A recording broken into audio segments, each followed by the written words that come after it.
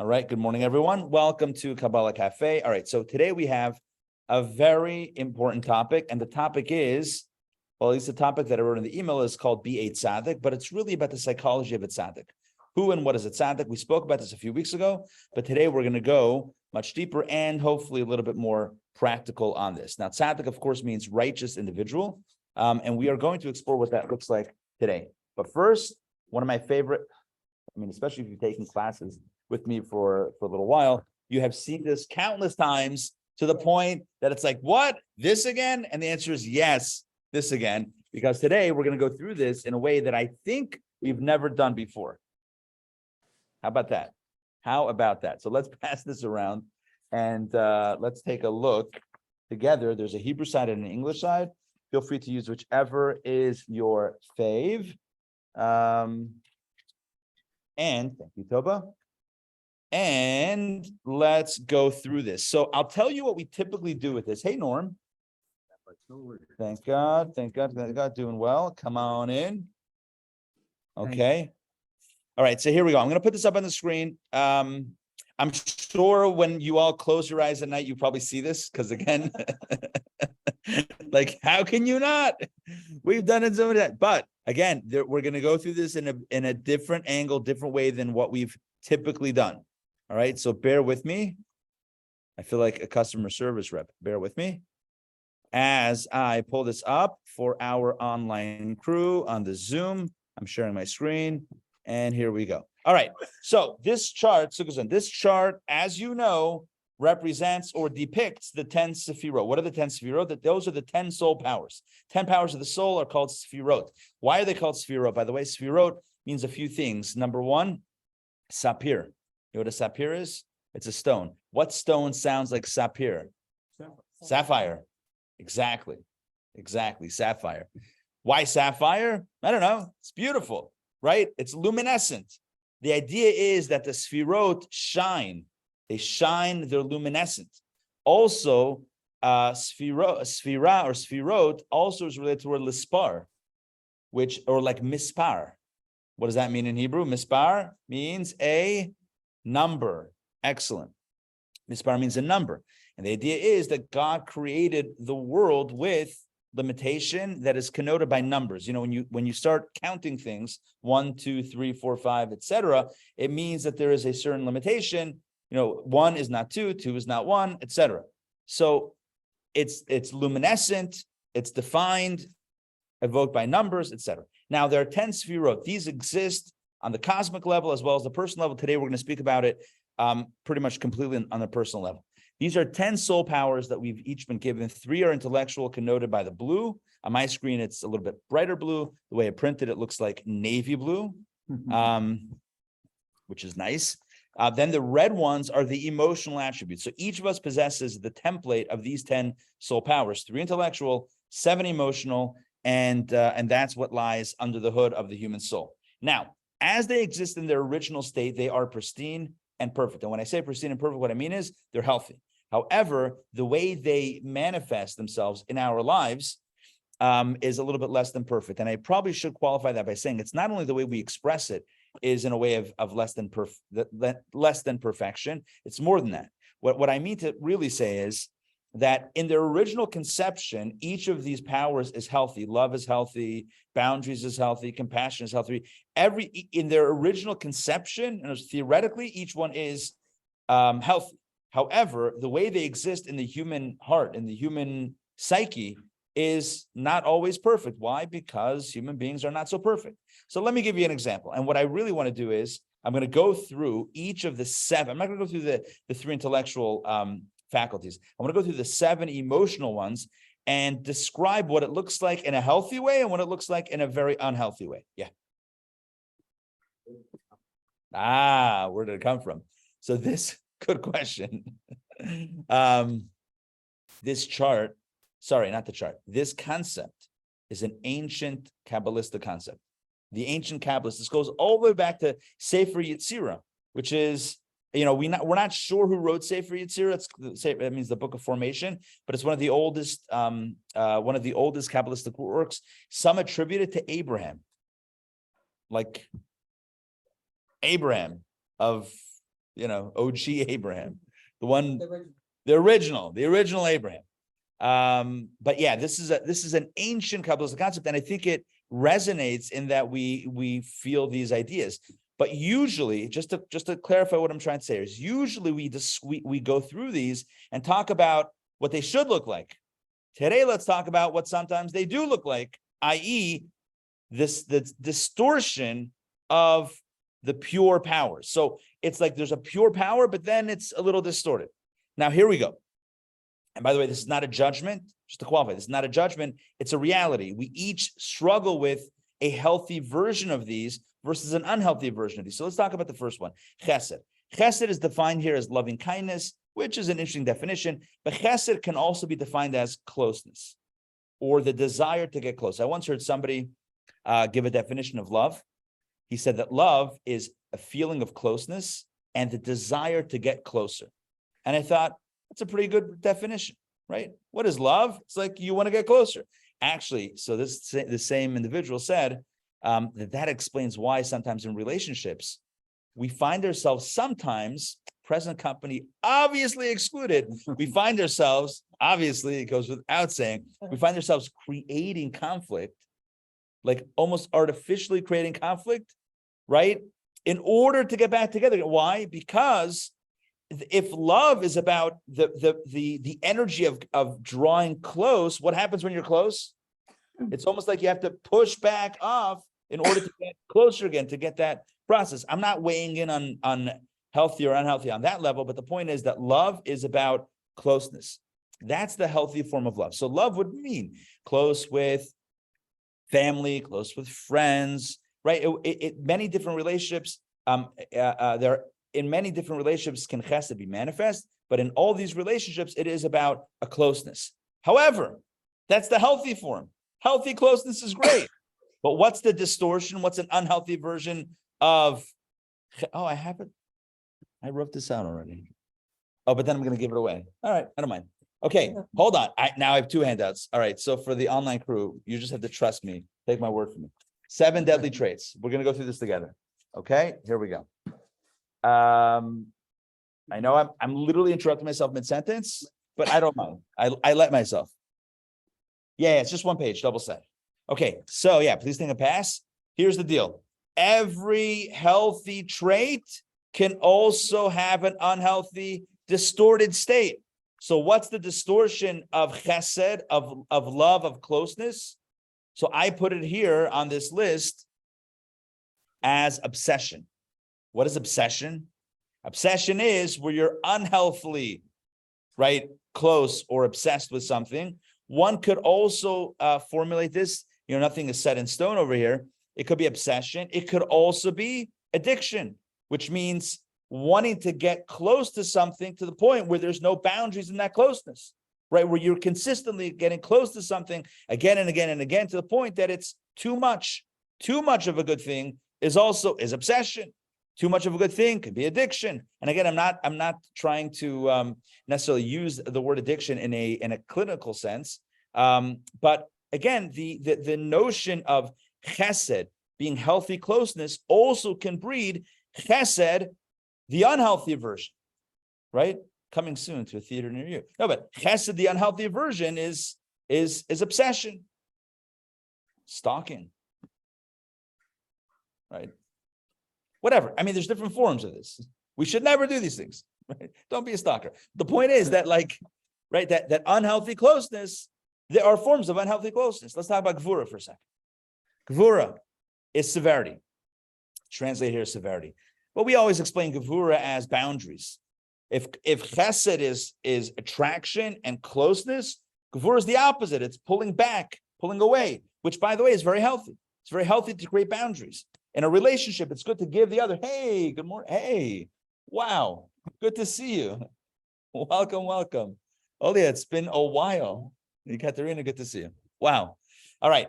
So we're talking about, all right, yeah, see, if you guys can pass down, if there's some extras sitting around, please pass down, grab some drinks, some breakfast. Okay, so we're talking, I want to, a very quick recap. We're talking about the 7 sefirot, the 7 emotional energies, and how they exist in their distorted state, in their imperfect state. So again, chesed is love which love is great. Closeness is great. But what about unhealthy closeness? Not so great. Obsession, compulsion, addiction, stalking. Again, I don't know why I'm focused on stalking, but like that idea, just a random phrase, I think, but like that idea of unhealthy closeness or smothering, that would be another one. Smothering, that's great. Not great. That's not great, but that's an example of unhealthy chesed. Smothering, not giving space in a relationship. So like it's, trying to think of examples. Or in parenting, it could also be like not giving your kids space to stand on their own 2 feet. Okay, gvura. Let's move on to gvura. So that was energy number 1. So just to clarify this, these are energies that exist within us, but they could exist in a pure healthy state, maybe conceptually, or they can also exist in an unhealthy state. But what about gvura? Gvura is, by definition, separation. If chesed is closeness, gvura is separation, space. So that's what I was saying before. It's good to give space, boundaries. As I said before about parenting, it's good to give your child space. If you're a boss and people work for you or in any work environment, it's good to give space. Allow the other person to, empower the other to do their thing and not be on top of them. Right? If you hand over something and then micromanage, it's not empowering. So gvura is the ability to take a step back. However, gvura can also be critical, because when we take a step back, we might also, right, fold our arms and say, so how you doing over there, right? We might become judgmental about how the other one is doing. Now, that judgmentalism could also lead to anger or rage. Where does anger come from? Anger comes from gvura skewed. It's distorted gvura. Gvura really is healthy boundaries, but gvura, kind of a distorted form of gvura, is anger, where now severity means that I become a harsh person. I become judgmental. I'm judging you and I don't like what I'm seeing. I'm a perfectionist and I demand perfection from the other. All of that is about gvura. Now, there's nothing wrong with wanting something done in a beautiful way, in a correct way, etc. But that kind of anger, that gvura, judgmentalism and anger, that is an unhealthy version. Now, we all have gvura inside. The question that we can think about for ourselves is, does my gvura exist in the pure, pristine, healthy way? Or do I find myself sometimes getting a little bit angry? And if so, where's that coming from? That may be coming from gvura that's in an imperfect state. Now, what about Tiferet? What about Tiferet? Tiferet is compassion. Hold on, let me check in. So far, so good? Make sense? Yeah. Tiferet is compassion. So in a very healthy way, Tiferet is a beautiful thing. Tiferet is amazing. Tiferet is also a combination of chesed and gvura. It's close, but it's a little bit distant. So I want to give out of compassion, which means that I recognize the distinction between me and the other. I see that gap. I feel bad for that other person. They're in a state of need. I realize that I can help and I want to give, etc. So there's a little bit of distance and closeness. So Tiferet is a good bridge between chesed and gvura. It's noticing the difference and bridging the gap. Tiferet is great. However, Tiferet can also manifest in an unhealthy way. What is what? And I put on the sheet that I prepared, one version of each of these 7 and the way they might manifest in an unhealthy way. And the word that I put here is codependency. What's one form of codependency? I mean, someone who's giving because they need to feel, right, that they're giving. In other words, the giving is not about the other, the giving is about themselves. So that's a compassion where it's been flipped around. Instead of thinking about the other person, now I'm thinking about myself. What do I get out of this relationship? I started developing this last week. We developed this very quickly. The Giving Tree, right? The book, Shel Silverstein's book, The Giving Tree. I mentioned it last week. Mm-hmm. Such a powerful book.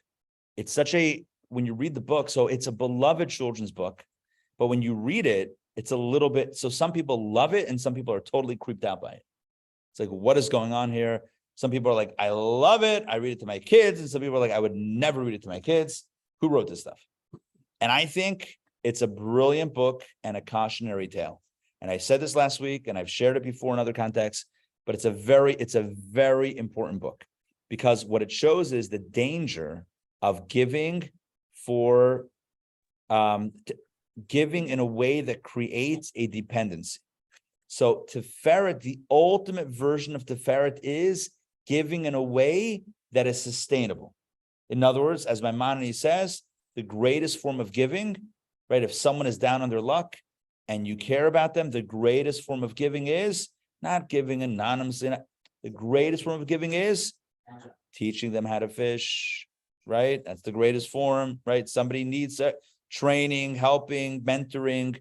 That's really cultivating, letting them stand on their own two feet. That's the greatest form of giving. Is imagine somebody, you're mentoring someone. The greatest gift you can give them is the gift to stand on their own two feet. Now, what happens at the giving tree? The boy comes over to the tree and says, I need money. So what does the tree say? Take my apples and sell them. Take my apples and sell them? It should say, let me teach you a job. What do you mean, take my apples and sell them? You know what that means, take my apples and sell them? It means you'll always need me. That's not good. That's not healthy parenting. If the parent is trying to create a relationship where the child always needs the parent, then you have the last page in the book where you have an old man sitting on a stump and the tree says, I don't remember what it says, but something like, boy, aren't you happy now, or something? And the man is not a boy anymore. That's problem number one, always looking at the other as a boy. Like the objective is no more boy, man, number one. Number two is the man is not happy. Because at the end of the day, if you're not your own mensch, if you're not your own person, how is that happiness? So compassion is great, but there's a healthy version and an unhealthy version. There's a way to create independence. Oh, happy Independence Day, everybody. Right? What were the British trying to do? I have no idea. I have to review my history. But it's good to be free. It's good to be independent in a healthy way. It's good to raise our kids in a way where they are healthy. When I say healthy, sorry, when the way that they're independent and standing on their own two feet and their own mensch. And that's the goal of Tiferet, compassion, which is about giving, but giving in a way that also respects space, because remember, Tiferet is not chesed, it's not gvura, it's in the middle. So it's giving, but with space to create someone upstanding, someone who can stand on their own two feet. When Tiferet is turned inward, what that means is I'm giving for myself to create dependency, and that's not really giving. That's really taking. That's trying to keep someone locked. That's codependency. That's not the healthiest way. Now, I will say, this is, again, hopefully this is a safe space. The bottom line, we have to be very careful here, or not very careful, but I have to mention this, that all of us struggle with all of these, present company excluded, but people in general struggle with these energies. Why? Because they're so potent. They're so powerful, that and it's so easy for them to exist in a way that's less than perfect and pristine, because who can stand up and say, I'm a perfect person and all of these are perfect? We're not perfect. And because we're not perfect, our love might be obsessive. Our gvura might be judgmental. We might get angry. We might have triggers and get angry. Our Tiferet might be a little bit self-serving or codependent. All right, Netzach. Let's talk about Netzach. Netzach is next on the list. Netzach is the fourth energy, and here is defined as ambition, which I think is a great definition. Netzach also in Hebrew, nitzachon, Netzach means victory. But in order to achieve victory, you have to have ambition. In other words, you have to have the drive. So Netzach is the drive to get something done all the way. So it's the human trait, the human ability to set a goal and to see it through. That's a beautiful thing. To not get deterred by obstacles that inevitably throw themselves up in your way. So it's like what the Midrash tells us about Abraham and Isaac. When Abraham was taking Isaac to Har Moriah, to Mount Moriah, for the binding of Isaac for the sacrifice. So God tells Abraham, to bring your son Isaac as an offering. By the way, God never said to kill him. He just said to bring him up as an offering.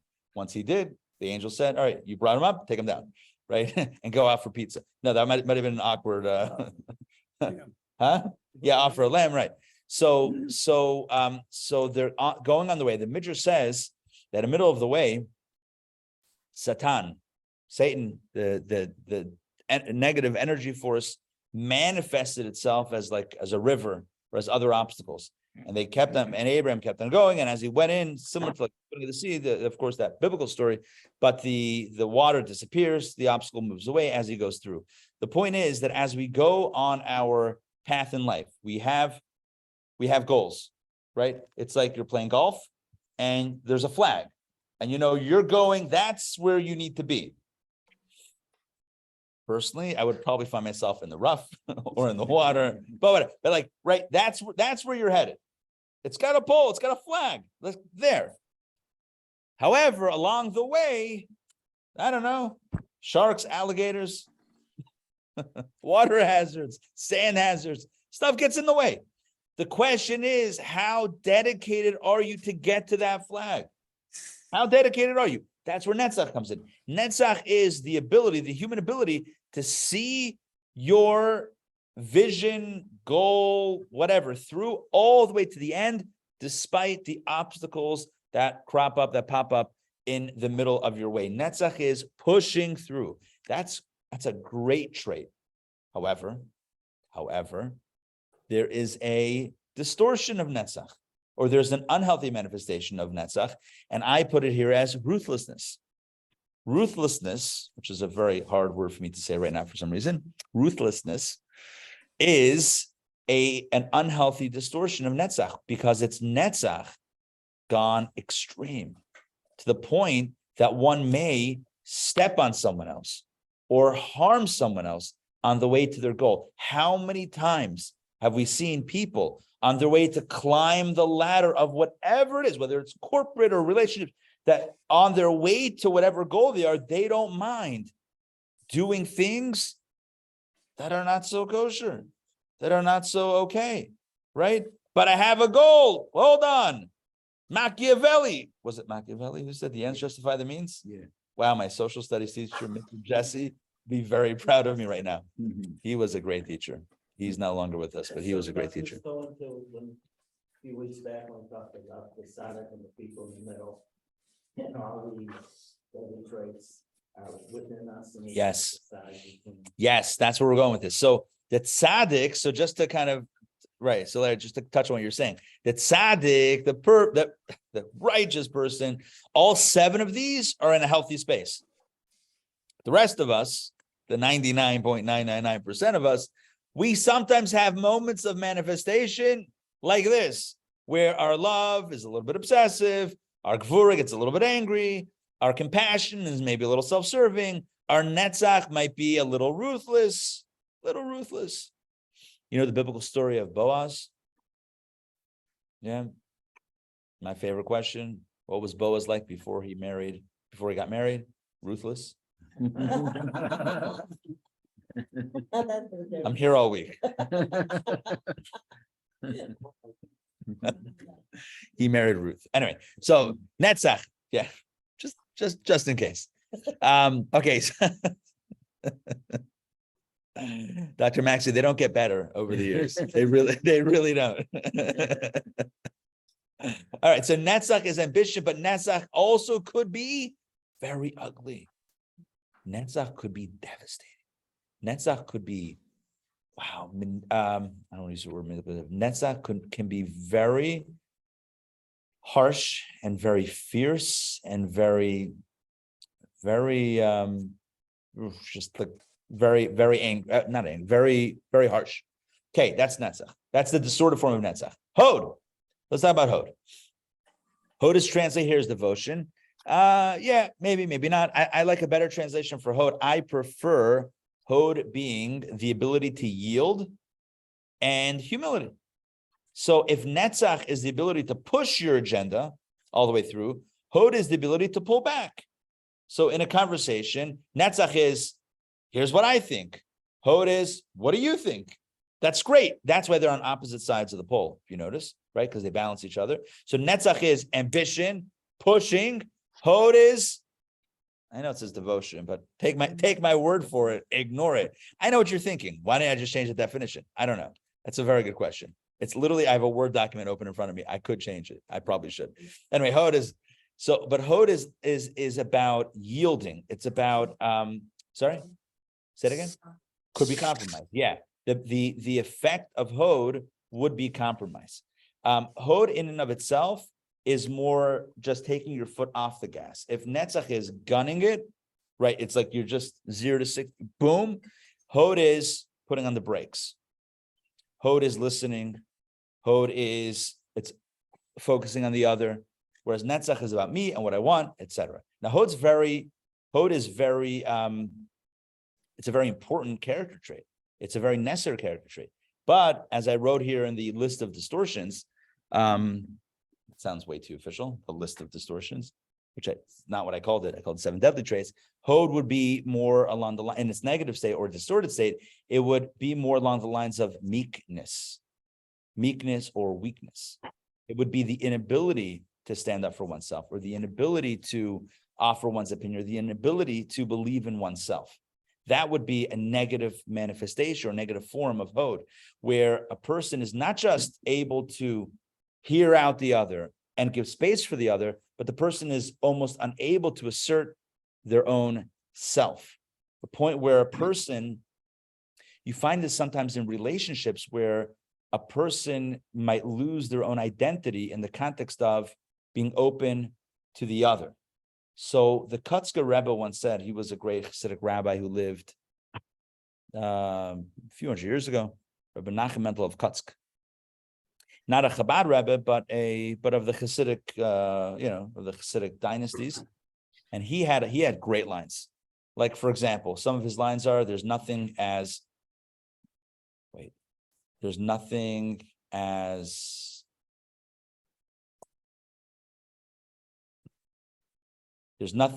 straight as a crooked ladder. There's nothing as crooked as the straight face of a con man. There's nothing as black as the white burial shrouds of the deceased. There's nothing as whole as a broken heart. So he's like, he played like a little opposites, but he also said the following, which all of those could be unpacked. They're all deep ideas. But back to this, he said the following. He said, if I am I, because you are you, and you are you because I am I, then I am not I, and you are not you. But if I am I because I am I, and you are you because you are you, then I am I, and you are you, and now we can have a relationship. You're saying Gesundheit. All right, I'll break that down again. Now, if I am I because you are you, which means I don't have my own identity. I'm just trying to be whatever you want me to be. And you are you because I am I, which means that you don't have your identity because you're trying to, right? Like everyone's being a chameleon to the other. So then I'm not I, you're not you. And so there's no relationship. In a relationship, there should be a me and a you. But if I'm not I and you're not you, then then there's no relationship. We're meeting on artificial terms. In other words, it's like two people pretending and meeting somewhere in the middle. Then who's actually in a relationship here? That's not even a relationship. Where's the relationship? Okay, but if I am I because I am I, and you are you because you are you, then I'm I, you're you. Now we can connect. Now we can fabrang together. Now we can have a relationship. So Hod is the ability to listen, the ability to hear out the other, the ability to concede to the other, right? Holiday weekend.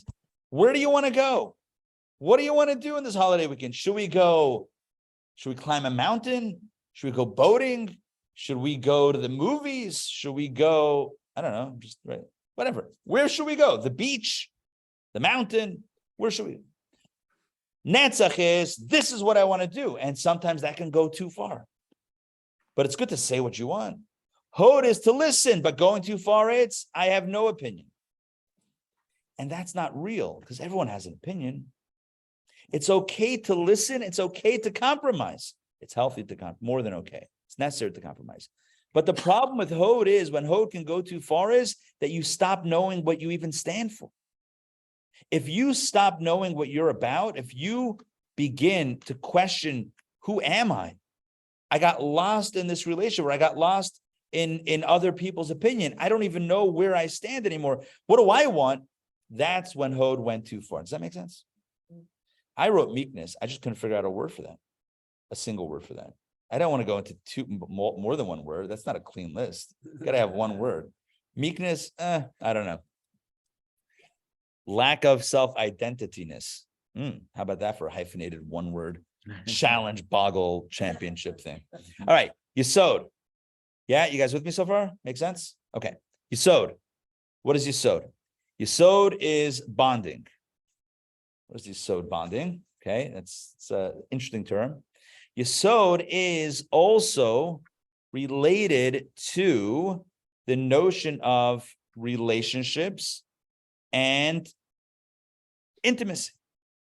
In fact, fascinatingly enough, the mystics, okay, you guys are all looking at the chart, right? So I also have it here on our Zoom. I'm going to make it a little bit, I'm going to shrink it down so that online everyone can see it kind of in one fell swoop. The mystics say something really powerful. And in fact, when I say the mystics, I'll give you a name. Elijah the prophet. Ever hear of Elijah the prophet? He's like, he's the dude, huh? Yeah, he comes around the Passover Seder. He's always hanging around. I've cracked the code. He comes around the Passover Seder. He comes around by a bris. Anytime there's wine, he's there. I'm just saying. No, but the real reason why, by the way, joking aside, is because at some point Elijah got so frustrated with the Jewish people because they were worshiping idols, and he was trying to rail against idolatry. They were the worshipers of the Baal. He challenged them to a showdown on Har Carmel, on Mount Carmel, and they show up with their offerings, and he says, okay, we're all going to put wood without any fire, and whichever one lights on fire miraculously, that's the one that God chooses. So he had his sacrifice, they had their sacrifices or their altar, and he put wood, and around his wood he put water. He was the ultimate showman. This is like David Carver. He's like, look, I'm even putting water. Gasoline. No, I'm kidding. I even put water. And they just had the wood, and they were praying, and he's mocking them. He's like, oh, pray louder. Apparently your God can't hear you. So what? Maybe your God is sleeping. He was like goading them on, and they couldn't obviously produce the fire. And then he prayed to God. He's like, God, all right, now I did the setup. Now you got to come through. It's kind of like, all right, now I'm desperate. And then she goes up in fire. And then everyone says, Hashem Elokim, Hashem Elokim, God is God, God is God. Like, God is the real God. The people believed for a moment, and then they went back to idolatry because that's human nature. And so at some point, Elijah is so frustrated, he says to Hashem, he says to God, I'm the only one that believes in you. I'm the only one that's committed to you. That was the beginning of the end of his prophetship. He was too holy for this world. That's why he went up to heaven, the chariot. He was like, he couldn't deal with like human frailty. He was like too absolute, like no one's perfect. I'm the only one. So basically God tells him, you think you're the only one committed to Judaism and to monotheism, etc. All right, you're going to come back every Passover, and you'll see everyone's sitting at the Seder. They're still plugged in. They're still locked in. Every Brit Milah, every circumcision, entering into the covenant, Abraham's covenant. I'm going to make you show up to all of these things just so you can see that you're not the only one. There are others that are also, on the train. There are also others that are committed as well, even if it doesn't always manifest in a perfect state. That's he then trains Elisha. Elisha is a different prophet altogether. Elisha is more of a compassionate prophet, one who can deal with the people, but that's for another story.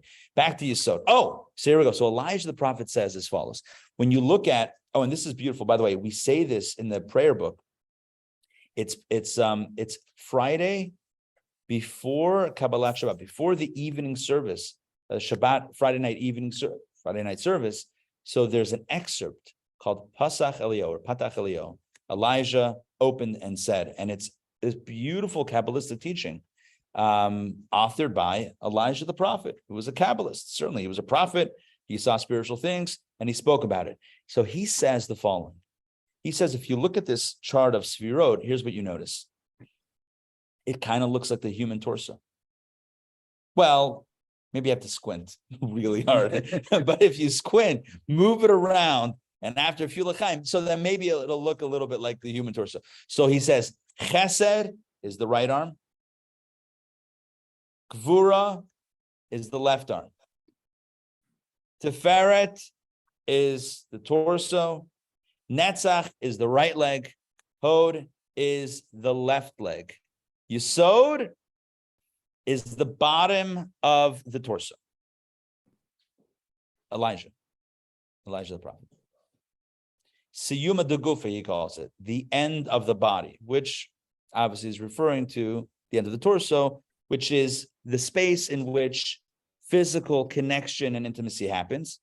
And so Yesod here is translated as bonding. And again, maybe it's literal or euphemistic, but Yesod is about, so the way I usually define it, just to keep it nice and neutral, is connection, the ability to connect. But really, it's not just about random connections, it's about intimate and deep connections. Now, that is a very powerful part of the human experience. And as we all know, that is an area of the human experience that is susceptible to what we would call in today's conversation to an unhealthy distortion. The unhealthy distortion of which we would call maybe lust or an unhealthy physical, intimate experiences.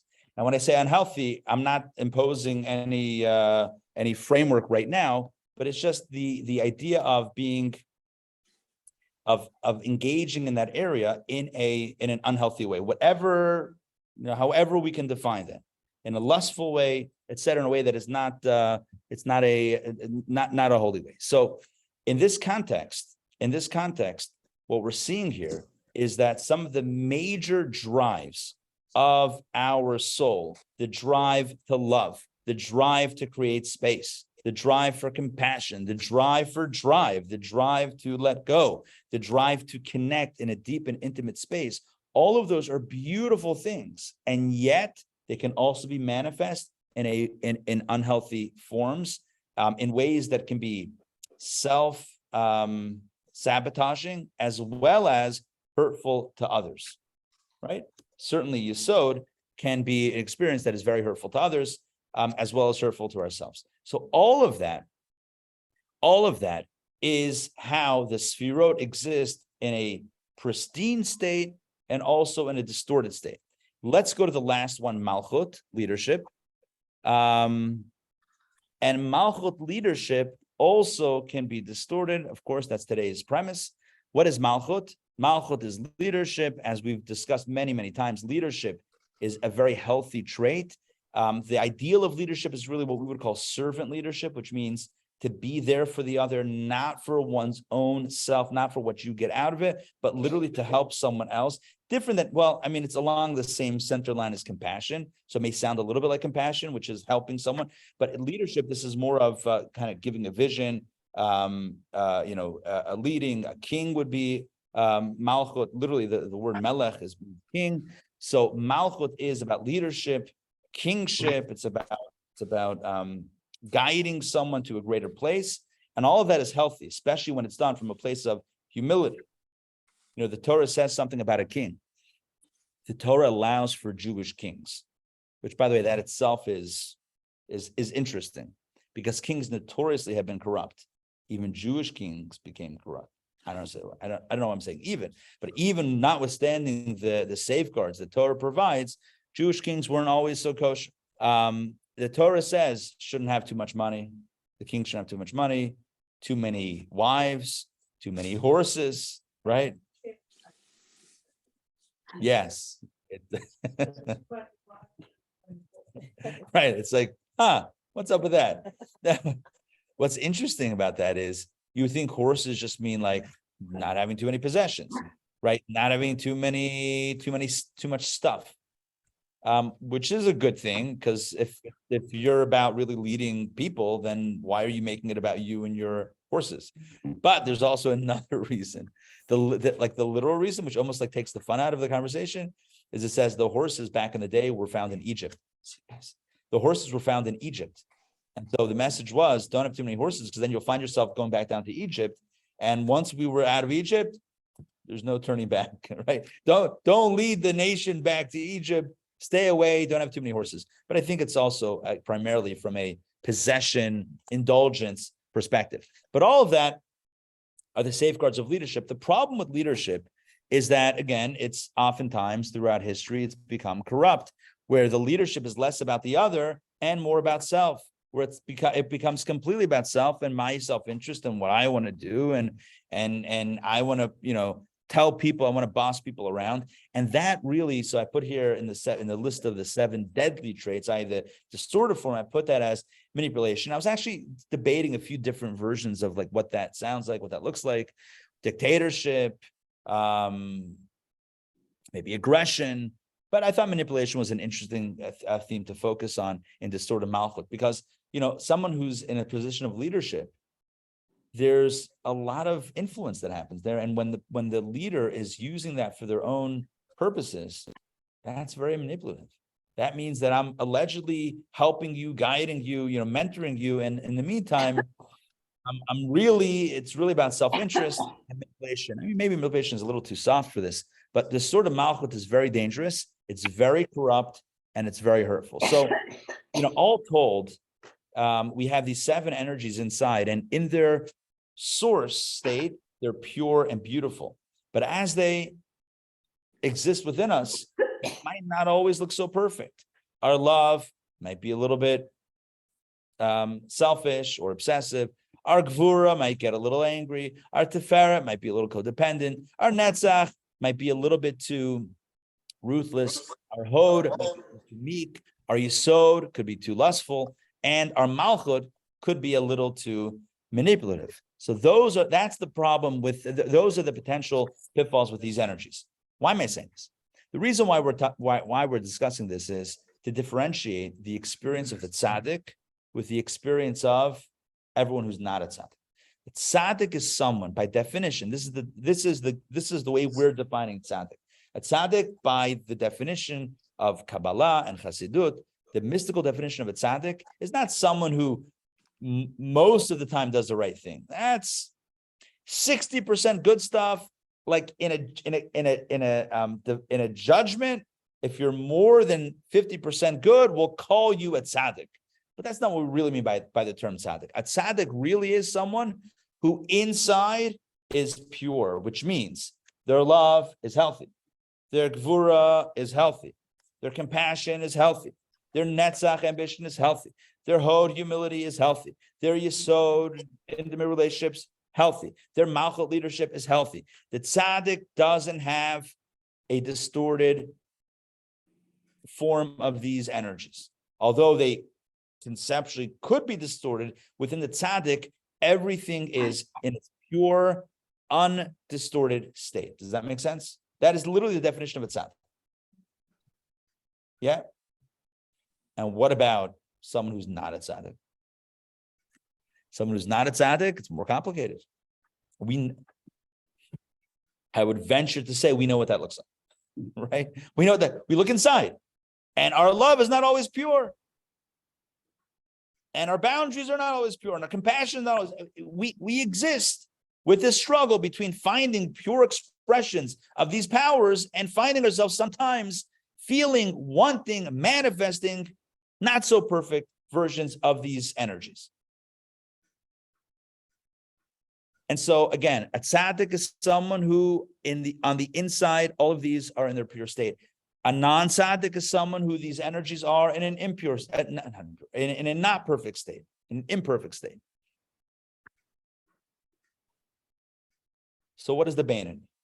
The Beinoni is someone who we talked about a few weeks ago. The Beinoni is literally, the literal meaning of Beinoni is the one in the middle. Beinoni is the one in the middle. It's also a city in South Africa, I believe. Beinoni, yeah. Anyway, back to the story. So Beinoni is, right, someone who's in the middle. What does it mean that they're in the middle? The way I phrased it a few weeks ago is that Beinoni is a psychological, someone who has these distortions inside. We call them a rasha. So what's a Beinoni? A Beinoni is someone who's a psychological rasha, but a behavioral tzaddik. which means inside the Beinoni struggles with all of these energies and their distortions. Struggles with, is my love really pure, or is it self-serving? Is my gvura healthy boundaries, or do I get angry? Is my compassion about the other, or is it, is it about codependency? The Beinoni struggles with all of these, struggles mightily. There's sometimes feels like they feel like they want to get angry, or they get angry inside. But the magic of the Beinoni is that on a behavioral level, the Beinoni doesn't allow those inner imperfections to be manifest in the world. So when it comes to action, the Beinoni doesn't act on these on the negative versions of these energies. The Beinoni doesn't speak of the negative form of these energies, nor does the Beinoni actively indulge in thoughts about the negative forms of these energies. In other words, the Beinoni doesn't have a clean house on the inside. It's not clean. It's not so clean. It's complicated. It's complicated. It's a little bit, Yeah, I've been there. So we're all there. So it's a little, Beinoni, spell Beinoni. It's a little bit ugly. And again, this is not a judge. This is not meant to be judgmental. This is just reality. The reality is that unless you're a tzaddik, in which case, good on you, mate. I'll just channel my inner Australian, which I am totally not. But anyway, I think I did not a bad job with that. I said it fast enough that no one can catch it. But anyway, so, all right, unless you're a tzaddik, and if you're a tzaddik, fantastic. But unless you're a tzaddik, you will have had and you will have moments of chesed obsession. And I'm not just referring to the Calvin Klein fragrance. They still make that obsession by Calvin. Remember that? Remember back in the day? Oh, Yeah. They don't make it anymore. That's the question. Yeah. Every time I look at this, I always have the same question. Why is Malchus Yeah. at the bottom? Good. The reason why Malchus is at the bottom is because it's the only trait that you have that really is only about the other person. In other words, it needs, in order for you to be a leader, you can feel compassion, you can feel love, but for you to actually be a leader, you need someone else. So that's why it's it's a part of you that is now relating to someone else, as it were. That's why it's in the bottom. From the bottom, because it's the one that is one step away from the next person. It's like the part of you that then relates to the other. I know all of these other energies are also the way they also manifest. Love is the way you love someone else, and gvura is your boundaries with vis-a-vis someone else. But all of those other energies can also exist in a pretty big form within you, even if no one else is around. But Malchut, to really be infused with that feeling of leadership, you really need someone else there. Like it says in the good books, that if you're on a desert island and there's no other human being around, you're not going to feel like a king, even if there's a soccer ball around. You'll be a friend. Oh, was it a volleyball? Oh, it was a volleyball. You're right. This is an important correction. It was Wilson was a volleyball, right? Yeah. What was I thinking? Where's my head? Anyway, so you won't be filled with malchus, with that leadership, with that sense of a responsibility that really leadership is about, unless there's really someone else, around. So that's one of the, so it's really about you and someone else. That's what's the end of you and end of your traits, because that's where the next person begins. But here's the point. If you're a tzaddik, then you don't struggle with these. Your love is pure, your gvura is pure, everything is pure. Great. But if you're a Beinoni, you definitely struggle with this. You struggle, you get angry. You find yourself getting angry on the inside. But now the question is, what are you going to do about it? So you got a little frustrated on the inside. Great, you're not a tzaddik. Now we've established that. Awesome. Now what? What are you going to do? Are you going to allow that emotion, that feeling inside, to manifest in your behavior? Are you going to do something that expresses your frustration, hurtful to the other? Are you going to say something hurtful to the other? Will you ruminate in your mind? Turn it over and over and over and think about it and work it over in your mind to the point that you are working yourself up? Or are you going to exercise what we call a little self-control? We call self-control. A little self-control. Coined that expression today. Guys, write that down. No one's ever said that. Or are we going to exercise a little self-control? And what that means is not to downplay it, but to exercise self-control, to be able to hold ourselves back from allowing that inner imperfection to bleed through on the outside. There's the way you feel on the inside and the way you're manifesting on the outside. Those are two different realities. The Beinoni has the ability to live a double life in a good way, to live a double life in a good way. Because in truth, the negative feelings are anyway a distortion. You're not being more true to yourself by raging at someone, but that's how I feel. That's how you feel? Or is that how the distorted part of you feels? That's how the unhealthy part, again, I'm not trying to be judgmental, but that's how the part of you that's maybe not in the best place feels. But is that how you feel? In the moment, yes. But you know what? We'd all be better off if in the moment when we felt that rage or that frustration build up, walk away, take a few moments, come back in a more methodical place and address the issue the way it needs to be addressed, as opposed to like blowing up. I'm giving an like low-hanging fruit example about like gvuras, anger, and how to and what to do with that. But that's just an example of many that come up in this conversation, which means that Tzaddik doesn't rage or doesn't want to rage. The Rasha rages. The Beinoni is someone who wants to rage, who has that distorted gvura reaction inside.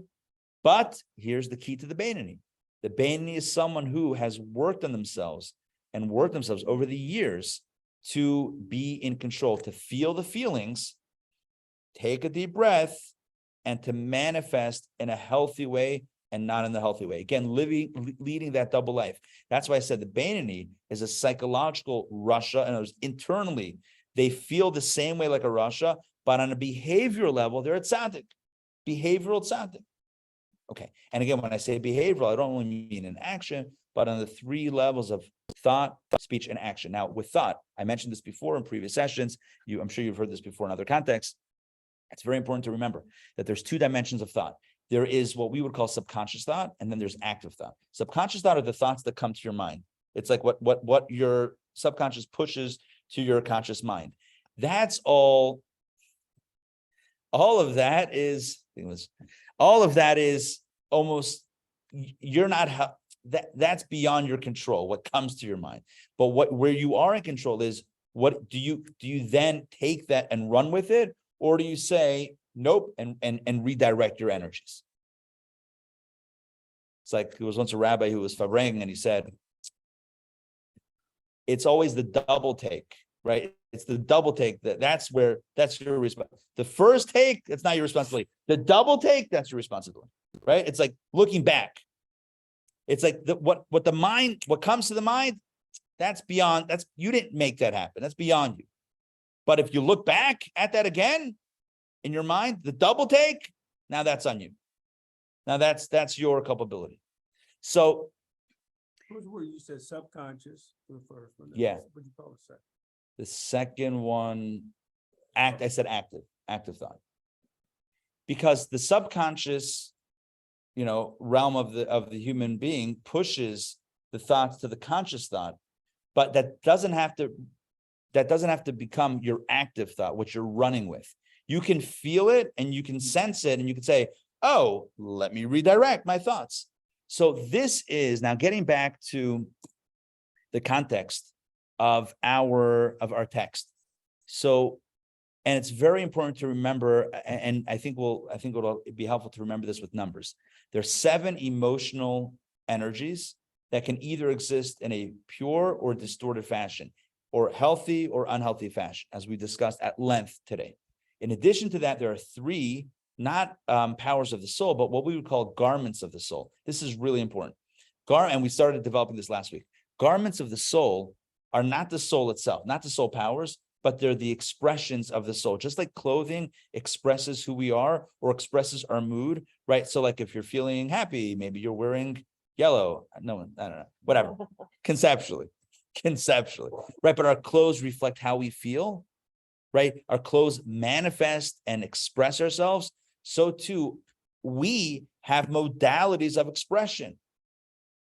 Feeling angry inside is not a modality of expression. The modality of expression is taking revenge, doing something about it, or saying something nasty, or even in thought, actively regurgitating that and thinking about that. So there's expression to self, expression to others, and expression in tangible form. All three are forms of expression. We call those, again, just to be very clear, the three garments of the soul. The soul itself are these 10 energies, but really the 7 emotional energies that we spoke about today. That constitutes the soul, the dynamic of the soul. So how's your soul? What's your soul looking like inside? How's your soul feeling? Those are those 7 energies that we spoke about at length. Is your love healthy? Is it distorted? Whatever. But that's all how we are inside. The garments are how we show up outside, how we show up to the outside world, how we manifest that. And the point of this narrative is that you can wear clothing in defiance of how you feel. You can feel yourself, be frustrated, and you can still speak nicely to somebody. You have the ability to put on different clothing. It may be hard, but wait, I'm in an angry mood. I'm going to wear angry clothes, i.e. say nasty things. You don't have to. That's the beauty of the garments. The beauty of garments is that you're not forced to wear anything. You don't have to wear those clothes. You can put on something else. You don't have to say that just because you feel it. Just because you feel it, you can say something else. Now, if I told you don't feel it, well, that's how I feel. That's harder. That's harder to navigate. Somebody says, don't feel angry. I don't know. I'm not a tzaddik. I got angry. I'm not a tzaddik. That's okay to say I'm not a tzaddik, I got angry. But even if you're not a tzaddik and you got angry, the question is, did you have to take revenge and plot something devious? No, you didn't. You could have felt the anger and dealt with it in any number of ways. It didn't have to come out. In other words, again, very, very simply, the garments can be changed. No one's forcing you to wear any specific set of clothing. Now, your body is your body, but your clothing can be changed. We have power over the clothing. Again, you feel the way you feel. Your love, I know I keep on saying love and gvura. I know I'm mixing languages here, but whatever. Just in my head, that's how it's coming out. So your love is this place, your gvura is that place, your compassion is that place. You might be in it. It might be in a non-perfect state. But notwithstanding that, the question is, what garments are you wearing? Where's your thought? Where's your speech? Where's your action? Those are perfectly in control. Dr. Max, do you want to jump in? Thank you. I have a question. And the question is, it seems like there's another area here. So I get the part about, okay, don't do the double take in the moment. Don't say, something uncharitable or nasty or whatever. But by the same token, if I don't go back and look at, well, why did I have the feeling of anger in this situation in the first place?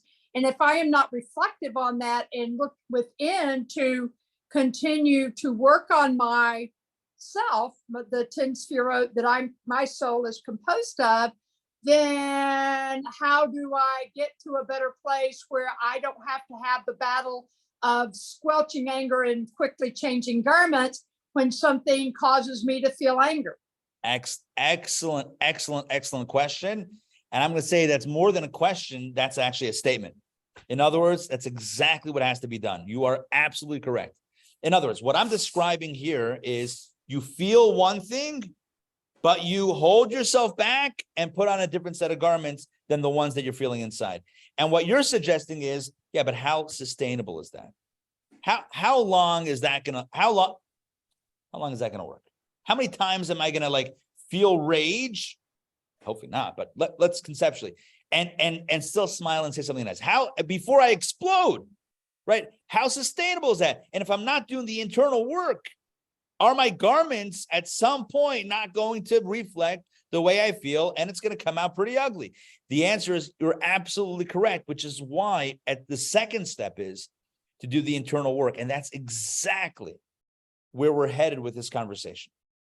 So, but just to clarify, so there's really, but what's important is, I think what's important is to differentiate between these two spaces. There's, I'm going to say who you are. Okay, I'm just going to use that phrase. There's who you are, which is basically the composite of these energies in their either pure or distorted fashion, whatever that looks like. That's who you are. And then there's how you manifest, how you show up. So you might feel anxious, but you show up confidently. You might feel sad, but you show up positive.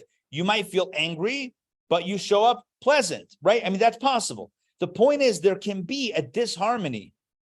There can be a dissonance between what's inside and what's outside. And sometimes that lack of integrity is beautiful. It's necessary and beautiful. Don't always be so honest, right? That's not always the best way. No, but I want to tell you how I feel. Bro, take it easy. Not everyone has to know how you feel. Because again, that's not really how you feel either. That's the distortion of self. Now, but what Dr. Max is suggesting, but when do we work on that? Oh, so there are times. What the beautiful thing of our text, and I need to drop this now because it's power. And then Toba, I'm going to get back to you in a second. But I need to mention this. If you recall, this whole drama is centered around the two stories of espionage in the Torah. Moshe's story of espionage, when he sends the 12 spies to check out the land of Israel, and Joshua's story of espionage, where he sends 2 spies to check out the city of Jericho, of Jericho. And the way we understand this mystically is these are the 2 spaces. Moses sent spies to the whole land. How many nations lived in the land? 7. You know what that means? Moses says, where's the work? Right here. Let's do the internal work. Moses sending spies to check out Israel, again, stripping it of its physical context, the spiritual context, the inner context, the timeless context of that sending of the spies to scout, right? And ultimately capture the land means to work on capturing these energies in a holy space. I'm going to work on my love. I'm going to work on my space. I'm going to work on my compassion. I'm going to work on all of these energies to convert them into a pure state. And Joshua sends spies, 2 spies, not 12, not to the whole land, to Jericho. Jericho in Hebrew is Yericho. Yericho is related to the word, we said this all last week. Yericho is related to the word reach. Reach means scent. What's the difference between a thing and its scent? I just said it, right? That was a weird question. So there's the thing, and then it's scent. There's what it is, and then there's the scent that it emits. What you perceive. You perceive. So there's the thing, and then the way that it manifests. Just like within us, there's who we are. There's the internal energies, and then there's the garments, the way they manifest. Joshua says Moses' mission to work on all of this stuff failed. It was too big. First steps, you can't run here. Step 1 is you can't run here. First step is Jericho, the scent, the garments. First, work on how you show up. When you want to work on yourself, step 1 is the deep internal work. I will need to do that, but that's a step 2. Step 1 is let me not blow up and shout at that person. Let me be calm. I'm not trying to downplay how difficult that is if we feel that rage inside. But step 1 is to work on our garments, to make sure that our thought is in a healthy place, our speech is in a healthy place, and our actions are in a healthy place. Can we make sure in the moment to not do something harmful? Sure. It might be difficult. You might have to sit on your hands. Okay, so sit on your hands. Can we not say something nasty? Absolutely. The Talmud says there are different holes in our head, for lack of, right? There's ears, eyes, nose, and mouth. The only hole that has 2 blocks is the mouth, teeth and lips. God gave 2 doors. It's like, you go to a jewelry store, they have to buzz you in twice, right? Right? Buzz, buzz. So awkward when they forget to buzz you in the second time. You're like, I can't even let you know. I'm kidding.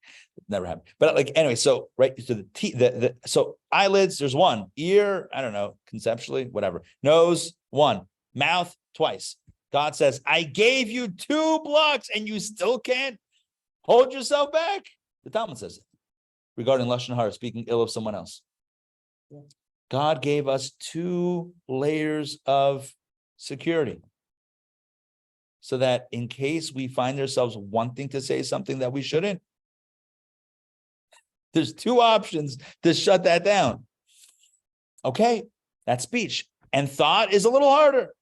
So speech can we sit in our hands and not do something negative? Yes. Can we be silent and not say something negative? Yes. Can we redirect our thoughts when negative thoughts, angry thoughts, vengeful thoughts, lustful thoughts come to mind? When those negative thoughts come to mind, do we have the power, the ability, conceptually, to redirect our minds to a healthy and positive place? The answer is absolutely. Is it easy? No, that's probably the hardest one. Because number 1, our mind is always going, and number 2, no one else knows, right? Those 2 factors conspire to make it the most difficult of the 3 garments to kind of gain control of. But can we do that with practice? Absolutely. Can we reasonably transform our love to be pure, transform our ambition to be pure and clean of any negativity? Maybe one day. But can we make sure that we show up in a healthy fashion? That's much easier. So this discourse will be explaining the beautiful duality of the beautiful lesson of these 2 stories. Moses says, let's go all the way. If we're conquering Israel, and Israel means the inner landscape of our personality. If we're conquering Israel, let's go all the way. Let's go in all 7. Let's go into the whole land, i.e. all 7 traits. Let's go in and let's knock this out from the inside out. Let's turn everyone into a tzaddik. And how did that go? 2 of the 12 spies came back with a positive report, and the other 10, it blew up. In other words, not everyone can pull that off. Not everyone can work on themselves and become a tzaddik. It's not so easy. Joshua says, let's move the bar somewhere else. Let's not put the goal of becoming a tzaddik. Let's make the goal becoming a Beinoni.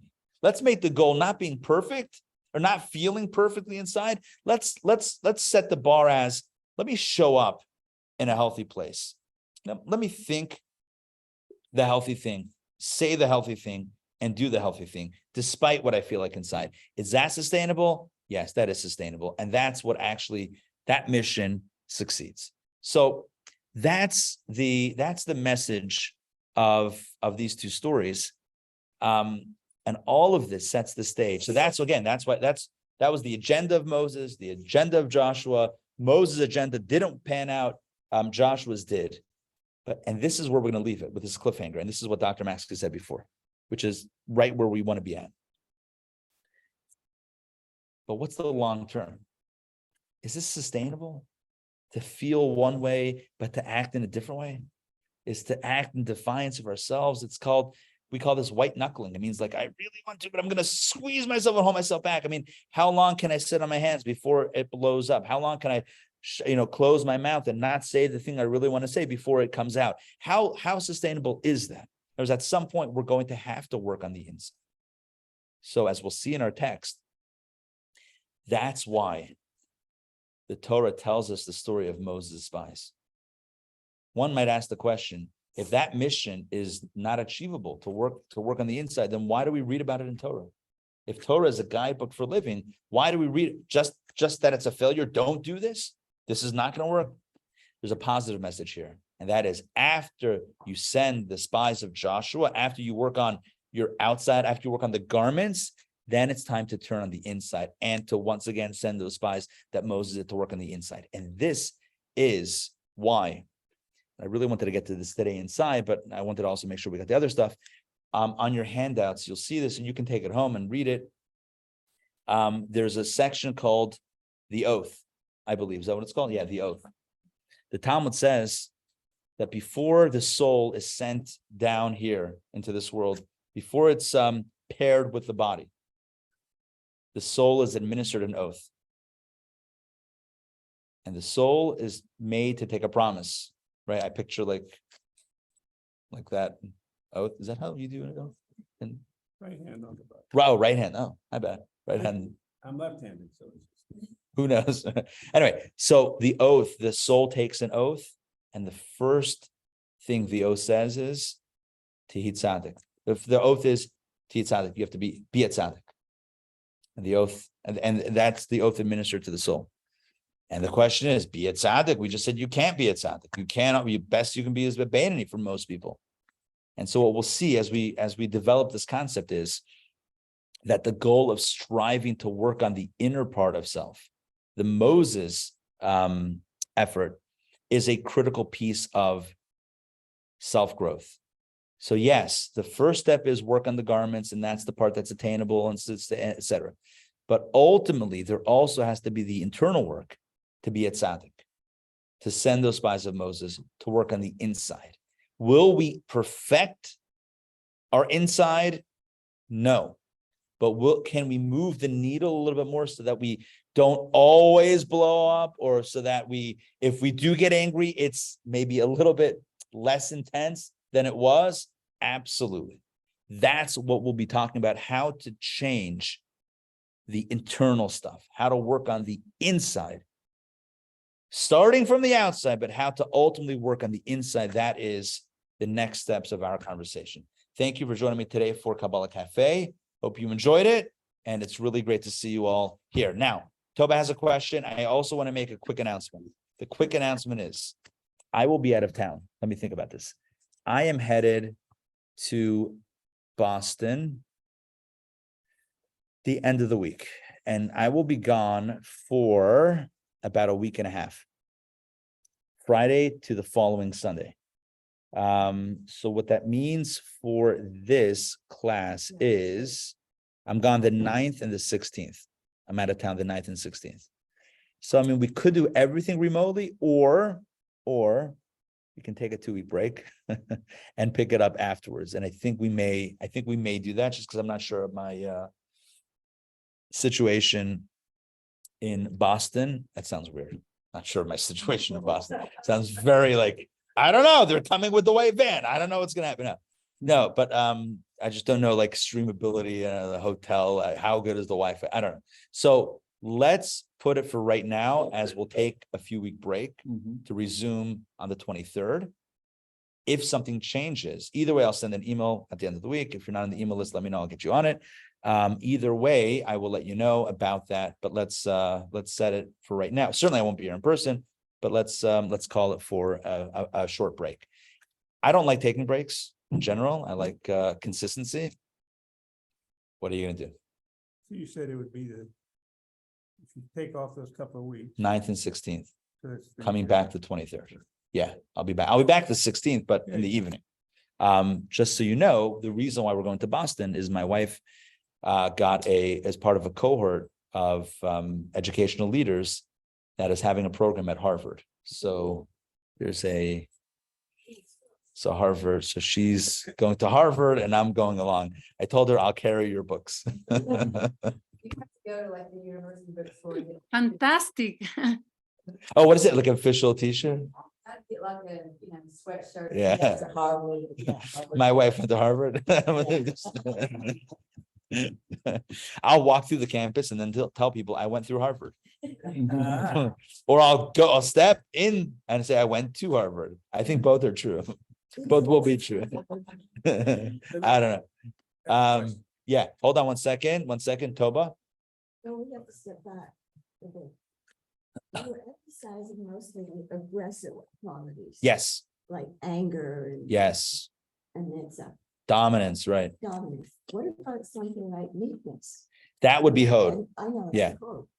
But how do you come forth with that and not, I mean, that's a little harder. I mean, how's that manifest or how's that manifest? That's manifest the way I conceive of it. And there's, just because I'm presenting it one way or another, doesn't mean that that's fixed in stone. It's just the way that I'm perceiving it.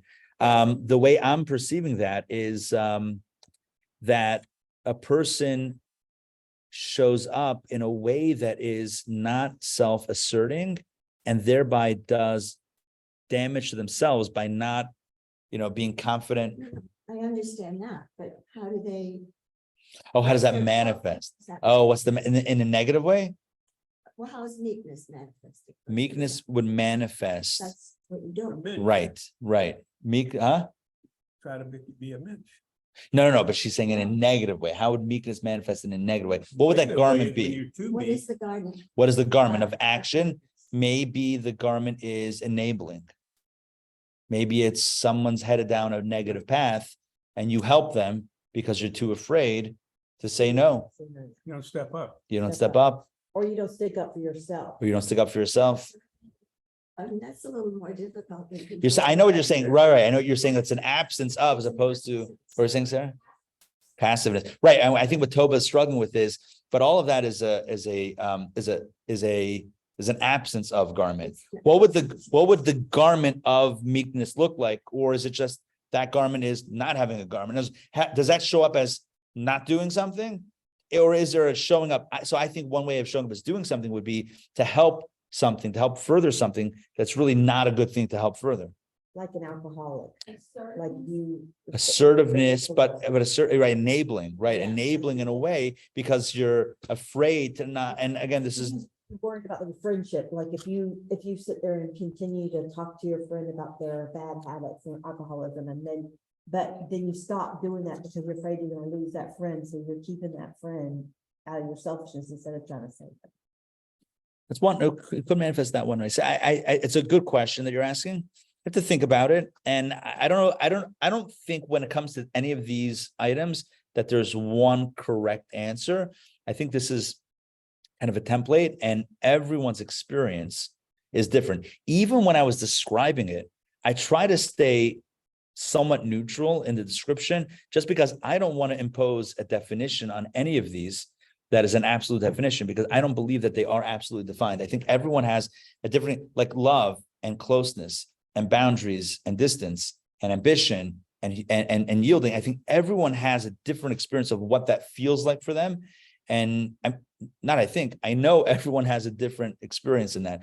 And so I kind of try to stay a little bit out of the way on that and let everyone kind of feel that the way they feel that. Mariana, did you want to? Yes, thank you very much for the class. I love it to understand the way, what is a tzaddik, because always in my mind said, how do you can be like, you do always the things right. And it's not that, it's like from where comes the energy. The incest, the energy. Change my mind.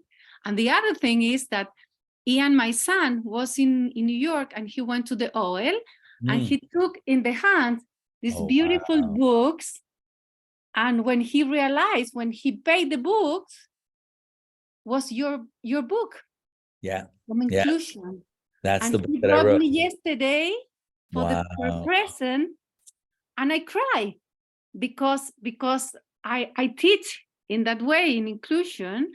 And just last week in the university, the Catholic university told us that we'll have a big class for inclusion.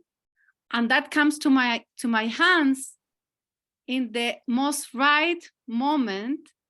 And it was the last one, told me Ian. Wow. You see how God works? That's amazing. So Ian was in New York. He went to the hotel. He bought a book on inclusion. He opens it up. He sees that I wrote it. Yes. Then he brings you a copy.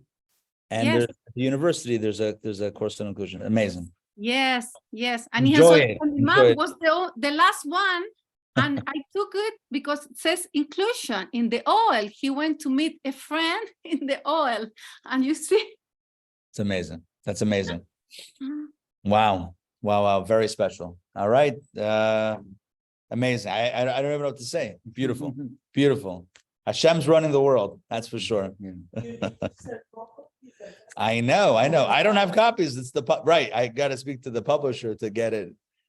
By the way, for those that don't know, I wrote a book on inclusion called Inclusion and the Power of the Individual. It was published in, I think, 2019. Wow. Right before the pandemic. So you couldn't do It's the book- beautiful. It's beautiful. And Thank you. everything is so beautiful, so delicate that everything is like in a group, but It's one, yeah, different- one bird. it's one Yeah, separate, yeah. and it's so clear. It's amazing. Baruch Hashem. Thank you. Thank you. Very touching. 16 left in stock at Amazon. On Amazon. Amazon still has it. Sam, you wanted to say something? I was just thinking about people, you have people, and this is the Talmud, I believe in the Gemara where it said that if a guy's drunk and he says something, that's really what the truth is. Right. But on the other hand. Alcohol brings out the Yeah. truth sometimes. But it's bringing it, but if you've already, that was your initial state, when you change these original thoughts are still there. Right. You haven't, so alcohol is basically just taking away your conscious control of it, and you're saying things that you don't live by anymore. I would say this, there's actually a very big conversation about this psychologically. Remember Mel Gibson? Well, that's what I was gonna bring up, because I am the Rabbi who's a good friend of Mel Gibson's. So And- there's a big debate about, so Mel Gibson, for those that maybe that happened a little while ago. So he was intoxicated. He got pulled over while driving drunk, and the officer that pulled him over was Jewish, and he went on a rampage. Like he went on a rant, not rampage. He went on a rant against Jews, and anti-Semitic, and then he got canceled, and like all of that stuff happened. This is before canceling was like that popular, but he got canceled before canceling was in. And I think he's back. I think he has more movies since. But I remember reading a psychological work study that talks about him and says, we sometimes think that, the alcohol brought out what he really believes. Maybe not. Maybe not. Maybe he's a person like everyone else, i.e., again, so let me just put for the record, I don't know what's going on inside his heart, so I am not judging him. What I am saying is I read a fascinating thing that a work of psychology that basically said that when we think, if you drink alcohol and then you say something, that's what you really believe. We're way more complicated than what really believe. We really believe all across the board. We have healthy chesed, we have unhealthy chesed in the same space. So when we drink, one part may come out. Is that what we really are? Maybe not. Maybe not. How do we know that that's ideas of getting your brain when you're young? So for example, he's admitted that his father was very anti-Semitic. So he grew up listening to all this. right? So it's somewhere in the recesses. He was not anti-Semitic in his life. So when you're young, when you get drunk, it's still there, right? Right. You're heard making it. You probably said it when you were a kid, just mimicking your father. right. You're saying an excellent point, and that is even if a person has worked themselves to repress the negative part, could it come out? Yes. Is it bad that it came out? Absolutely.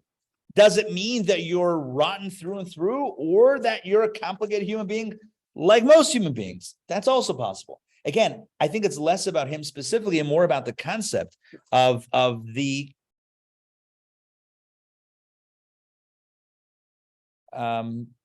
just how nuanced and multi-layered our inside energies are, our inside faculties are. All right, so we'll leave it at that. It's a great way to kind of conclude the conversation. So what do we do today? Today we looked at the 7 emotional energies. We looked at them in what we would call perhaps a pure form, and we looked at them in their distorted form. And what we discovered is that 2 things. Number 1, notwithstanding how complicated things might be inside, we have the power on the outside in our garments to put on or take off whatever garments we wish. So in thought, speech, and action, we have the ability to modify, to not allow negative expressions to come out and vice versa, to allow positive expressions to come out even if we feel negative. And at the same time, we spoke about and we alluded to the need to ultimately work on what's going on inside, because that is really what makes that makes us being a mensch more sustainable when we do that work on the inside. So with this, we conclude today's conversation. I want to once again say how amazing it is, Ray, to see you. This is like the best treat that anyone could ask for. So thank you for being here. Thank you, Ray. And Ray, only in good health and blessings and nachas and just only beautiful, beautiful occasions. Ray, it's really beautiful to see you. All right. And Olia, it's great to see you. It's been a while. Very nice. It's great to see you. All right. And everybody on our online crew, it's great to see you as well. Matt, I don't think I said hi before. Hey, it's great to see you. Waverly, it's great to see you. Eve and Cheryl and Larry and Joy and Mariana, great to see you guys. All right. Everyone have a wonderful 4th of July. We'll see you guys soon. Take care, everybody.